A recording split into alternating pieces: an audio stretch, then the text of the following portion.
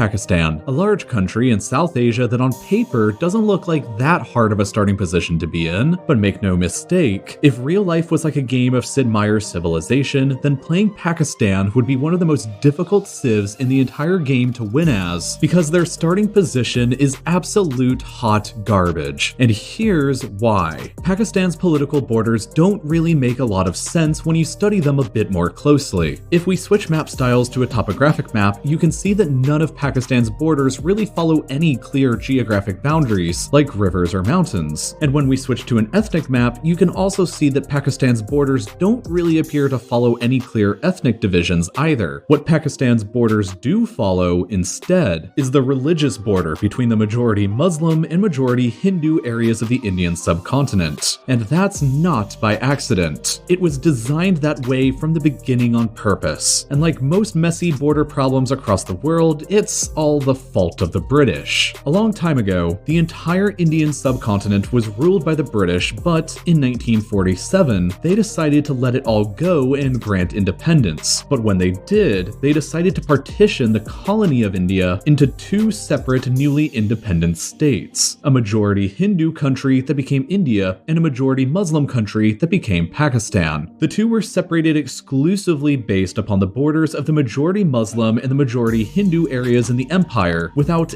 any regard to natural geographic boundaries. And this has created hosts of problems for both countries. In the case of Pakistan, this created a long border with India from the Arabian Sea through the salt marshes of the Rann of Kutch, the vast inhospitable Thar Desert, the fertile plains of the Punjab, and up through the high mountains of the hotly contested province of Kashmir. Most of this border is recognized and accepted by both Pakistan and India until it gets to the Kashmir area, which is a territory claimed entirely by both of them. They've both fought multiple wars against each other for control over the whole thing, and as it stands now on the ground, the line of each other's actual de facto control across the province looks like this, which is effectively the border between them, even though nobody actually recognizes it as such. This line was created upon the ceasefire line that concluded the 1971 war between them, but there was one incredibly stupid problem with it. It doesn't extend across the entire province. It literally abruptly just ends right here, which left a lot of vague uncertainties as to who exactly controlled what beyond it towards China. The reason that the line ended where it did was because it was at the foothills of the colossal Karakoram mountain range. So all of the land beyond it was just extremely inhospitable and effectively impassable glaciers. The UN just assumed that neither side would really care about it, but care they did. Beginning in 1984, both sides realized that there was an active geographic hole in their de facto border that the other side could take advantage of, and so they both attempted to plug it up with thousands of troops trying to outmaneuver the other in order to secure the strategic high ground and mountain passes that led into each other's sides. The high altitude combat 6,000 meters up above sea level took place here in the Siachen Glacier area, and the elements claimed the lives of thousands of men from both sides. By the end of the conflict in 2003, India had secured the high ground in the area and control over the main passes through, which gives them the geographic advantage in the area to this day. India is, without a doubt, Pakistan's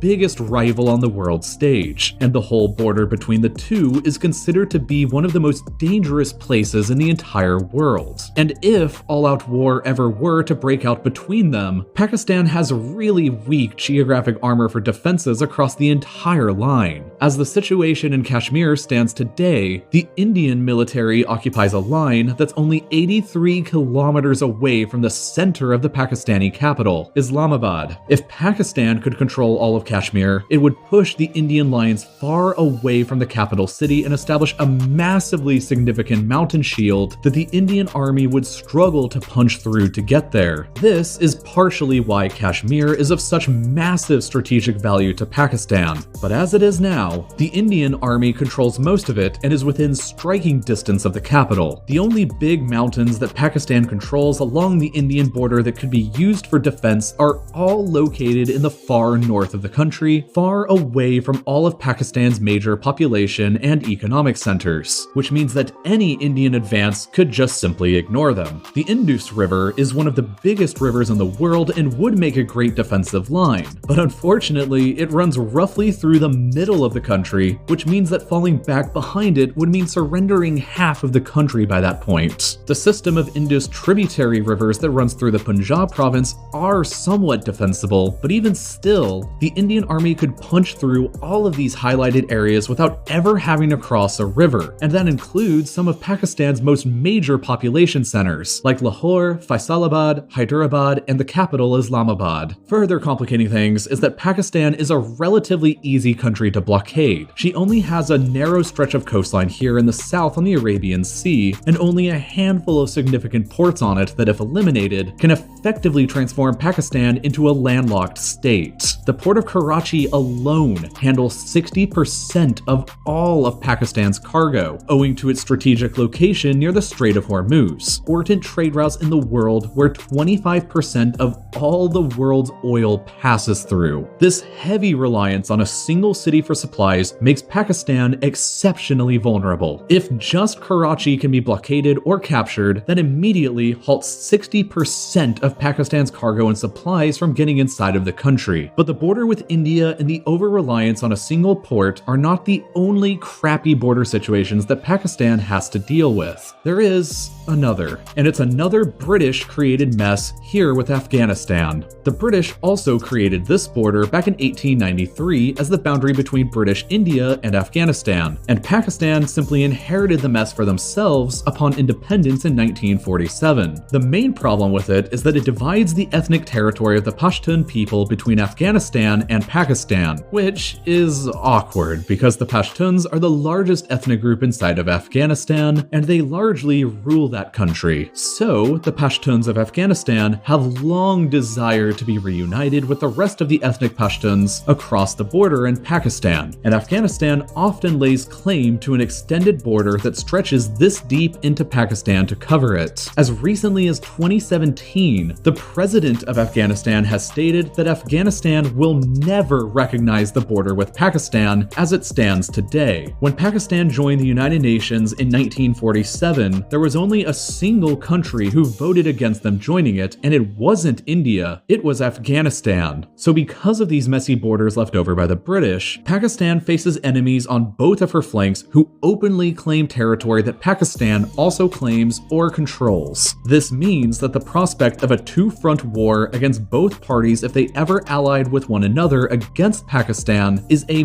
very real possibility. Therefore, it has always been within Pakistan's best interests to seek influence in Afghanistan and attempt to pacify their government by any means necessary in order to keep this from happening. It also doesn't help, though, that the border runs right through the middle of the extremely mountainous part of the Pashtun tribal lands, which makes the border extremely difficult to govern, police, and control for both countries. Drug smugglers, terrorist groups like the Taliban, and other seedy individuals routinely cross it between both sides, which also makes this border one of the most violent and unstable places in the entire world, meaning that Pakistan has two inherently unstable borders on either side. This only leaves Pakistan borders with two other countries, Iran and China. The border with Iran is through the sparsely inhabited, arid province of Baluchistan, which, like the Pashtuns, cuts the Baluch people between Pakistan, Iran, and Afghanistan. Unlike the Pashtuns, though, the Baluch don't have an independent state of their own, so they can't pose an existential threat to Pakistan in the same way that the Pashtuns of Afghanistan do. Iran and Pakistan cooperate to an extent on squashing Baluch separatism in their respective zones of control, but a working alliance between the two is severely complicated by Iran's Shia government and Pakistan's Sunni government. This leaves only China as a potential geographic ally for Pakistan in the region, and sure enough, China is without a doubt Pakistan's closest ally on the world stage. The geography of Pakistan is more challenging and difficult than most, but with strong leadership, shrewd alliances, and careful diplomacy, even a difficult situation like this can be made manageable.